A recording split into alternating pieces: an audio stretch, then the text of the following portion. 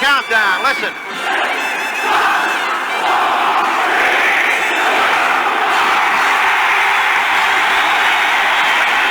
And look at this scene as the Giants defeat the Minnesota Vikings 24-23. Alex Webster on the shoulders in a tremendously emotional thing here at Yankee Stadium. With the Giants getting off with a stunning upset over Minnesota 24-23. Well, hello. Thank you so much for taking time out of your day to check out this video. And welcome to the Gridiron. And in my continuing series, I'm going to finish off the defensive side of the ball with a couple cornerbacks. Now, these were more possibilities, obviously, a month, 2 months ago, right after the season was over with, than they are right now. But I've just seen, some guys having these two guys mocked to go to the Giants at number 11. So I'm just going to finish off the defensive side of the ball, and then tomorrow I'm going to start the sexy picks. I'm going to go over to the offensive side. But you got Caleb Farley and Patrick Surtain. I'll start with Caleb Farley.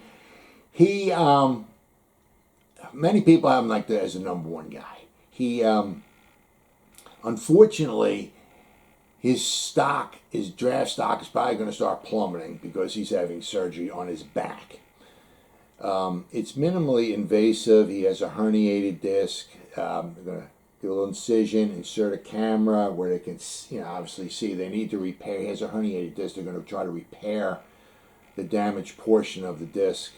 But it's back surgery. Back surgery is back surgery. I was reading online, Mark Schlereth mentioned, who was a Warrior offensive lineman for many years. He had 29 surgeries. 16 of them were on one knee. He also had one back surgery, too. He said he would trade another 16 knee surgeries for the one back surgery. He said the back surgery, don't want to touch it. I mean, you got a lot of stuff going on up and down the back there, and it's can be scary, especially if you're having surgery done. Now, he's also not without other injury too. In 2017, his season was cut short because he tore his ACL, so he pretty much didn't play at all. But he came back in 2018 and 2019 and played extremely well. 2018, he had 2 interceptions. 2019, he had 4 interceptions. 2020, he opted out due to COVID. He was a quarterback in high school. In his senior year, he played 11 games. He had 35 rushing touchdowns.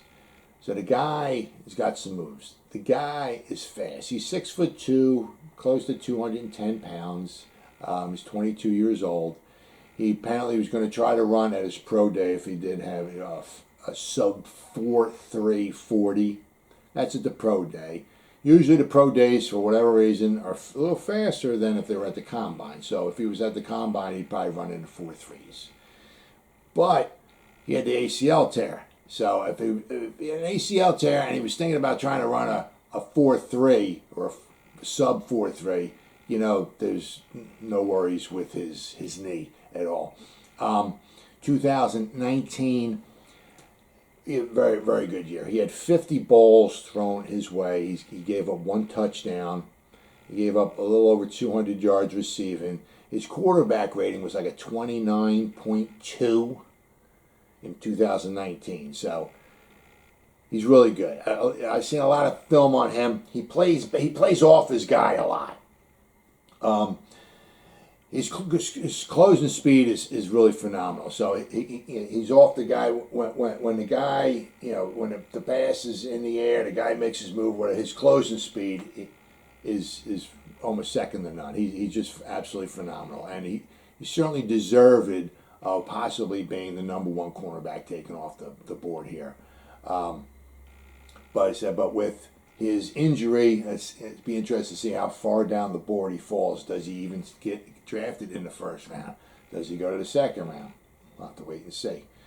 Of course, he seems to think, and is, people that, doing the operational, it's just, back surgery, it's minimal. He'll be ready by training camp and all that, but it's back surgery. So is anybody going to take a chance on him in the first round? I'll have to wait and see. It'll be interesting. Then we have Patrick Surtain. He had his pro day. He ran a 4.2 or 4.4. I'm sorry, 4.42, 4.46. He had like a 39-inch vertical jump. He had almost 11-foot broad jump, 10 foot 11 inches. I think he had 18 on the bench press. Both these guys are 6'2". Both are 205 to 210, somewhere around there.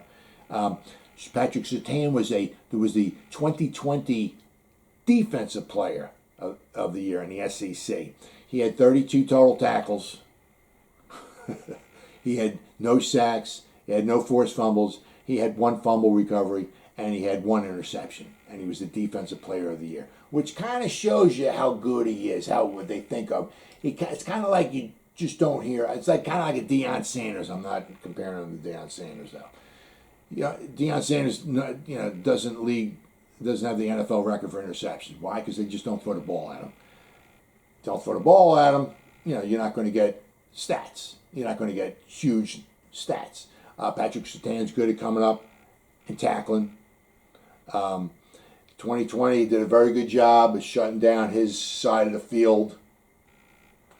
I was watching, one thing that was concerned with him was I was watching some tape of him in 2019, and he's up on the guy a lot, like on the line of scrimmage, and when the ball gets snapped, he's got his hands on the guy, all the way down the field. The guy's almost right there.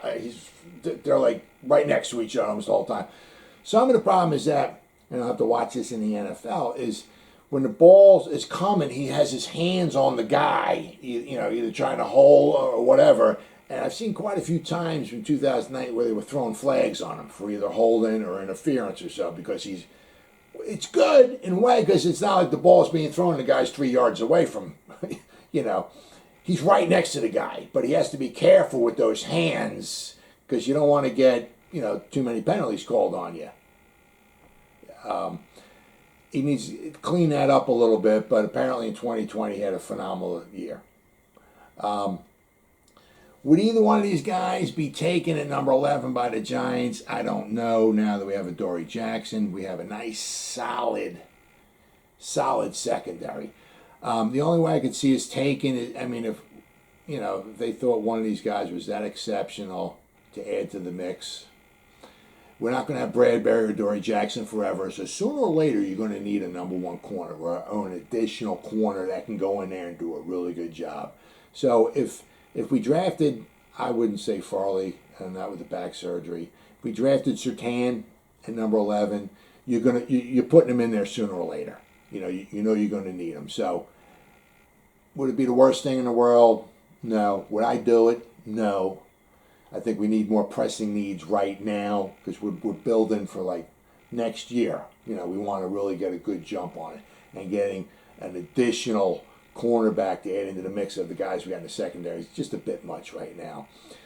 But if we did draft them, it would be so nice if we could actually get some good quality production out of our cornerback. We're not known for drafting cornerbacks and having their production be really good, especially in the first round. If you go just in this century, the 21st century, we've drafted cornerbacks in the first round 5 times.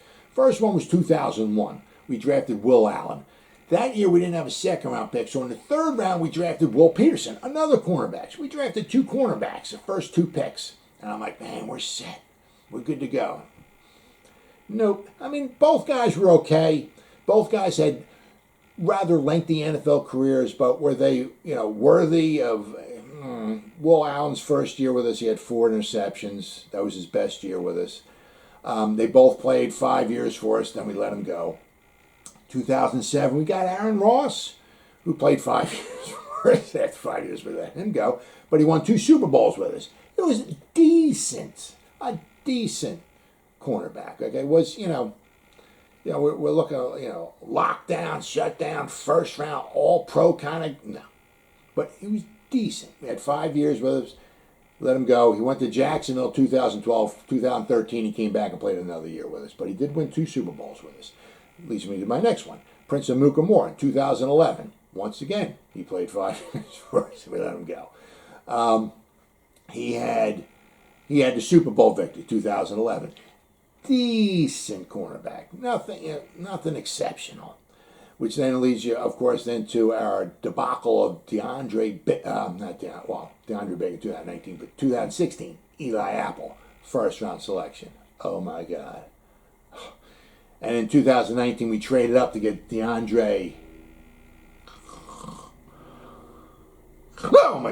Baker in 2019. Now, just to go to show you how bad some of Jerry Reese's picks were, 2015, we selected Eric Flowers first round.